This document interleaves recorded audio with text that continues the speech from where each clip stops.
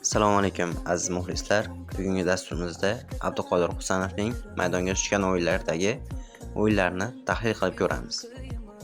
Husanov 17-yanvar kuni bo'lib o'tgan Manchester Unitedga qarshi o'yinda bu parketni tashladi. Bu degani Husanov maydonni yaxshi ko'ra oladi degani. Chunki bu to'p uzatilishini Husanov uzoqda bo'la turib Brianga kelishini bildi va uni to'xtatdi.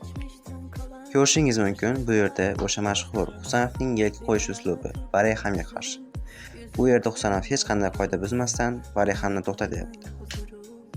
Bu o'yin esa o'sha mashhur Husanov va Bayer Leverkusen deb atalgan o'yin.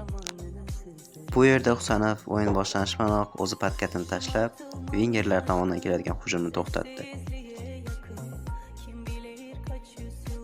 Va ko'rib turibsiz, sheriklaridan Husanovga pas bo'ldi va Husanov bo'sh zona bo'ylab Naves uzatdi. Bu Naves juda ham muvaffaqiyatli chiqqan edi, lekin sheriklari to'pga yetib kela olmadi. Ko'rib turibsizlarki, mana Husanov hujumni rivojlantirishga hissa qo'shyapti. Ko'rib turibsizlar, mana Husanovdan yana bir chiroyli pas va Husanov o'z joyida har doimgidek dushmanlarni to'xtatyapti va to'pni o'zidan uzoqlashtiryapti.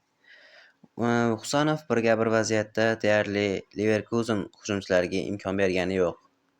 Mana Leverkusen chap qanot vingerlaridan chiroyli pas bo'lishi mumkindi, lekin Husanov o'z joyida blokni ham qo'ydi.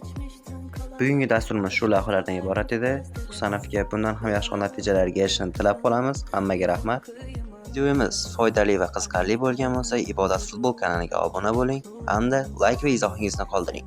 O'zingiz yoqtirgan o'yinchingizni kommentariyalarda qoldirsangiz, biz ularni o'yinlarini tahlil qilib chiqamiz.